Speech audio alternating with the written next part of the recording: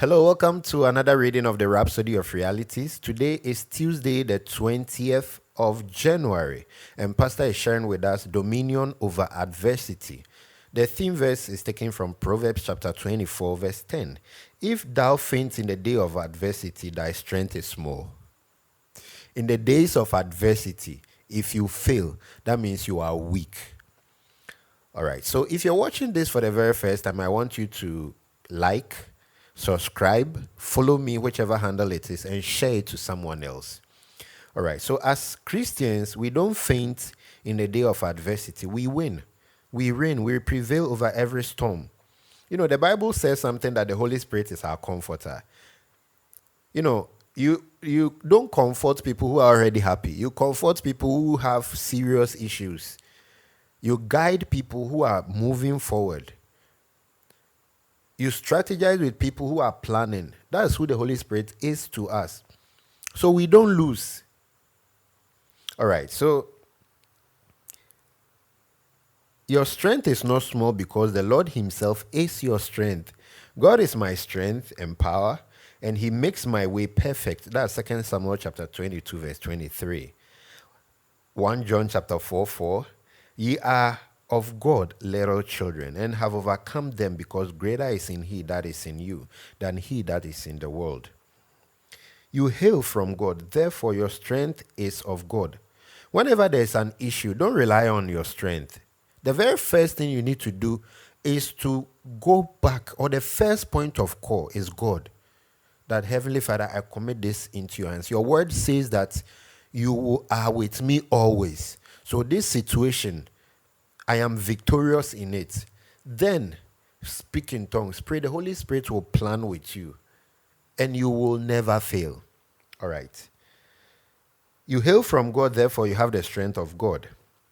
Not that we are fit, qualified, and sufficient in ability of ourselves to form personal judgment or to claim or count anything as coming from us. But our power and ability and sufficiency are from God. Everything that we are as Christians is from God. Everything I'll ever be is from God. That's 2 Corinthians chapter 3, verse 5, the Amplified Classic. Can you see why you can never be hamstrung, defeated, or disadvantaged? Stay ever conscious of who you are in Christ, especially of your righteousness in him. That consciousness produces a divine audacity in the face of adversity. You walk right over them. You consume challenges like bread. When you know you are righteous, nothing and no one can intimidate you. Be it Satan, guilt, condemnation, or adversity. You know, there's a portion in 1 John that says that even if your mind condemns you, God is greater than your mind. Hallelujah. That's because you understand that you stand in Christ's stead and function in his name. That consciousness gives you the audacity to tread upon serpents and scorpions and all over power of the enemy, knowing that nothing shall by any means hurt you. Therefore, dominate sickness, demons, and death. When you pray, do so with confidence and assurance that you are being heard. Speak with authority. Let your life exude the confidence of divine authority. You know, Pastor Chris said something during the IPPC, and I want to say it to you. He said, do you know that God is ready to listen and answer your prayers more than you want to pray? So before you even pray, he knows what is in your heart. He's just waiting for you to use the authority you have with him. That's why we pray.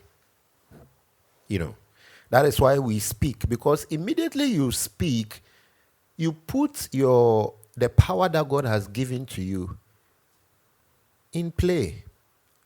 So God is ever ready to listen to your prayers, to answer your prayers than you want to pray. So when you are praying, pray with confidence, pray with authority, with so much boldness that he heareth you. And because he heareth you, you have petitions and everything that you want of God. I want you to pray this prayer after me. Dear Father, thank you for making me righteous and granting me boldness through the Holy Spirit. You are my strength, and I reign in life by the power of righteousness. I live fearlessly, walking in divine authority and confidence. My words are filled with power, and my actions are full of grace. In Jesus' name, I pray. Amen. If you are not a Christian, you might be the last person Jesus Christ is waiting for.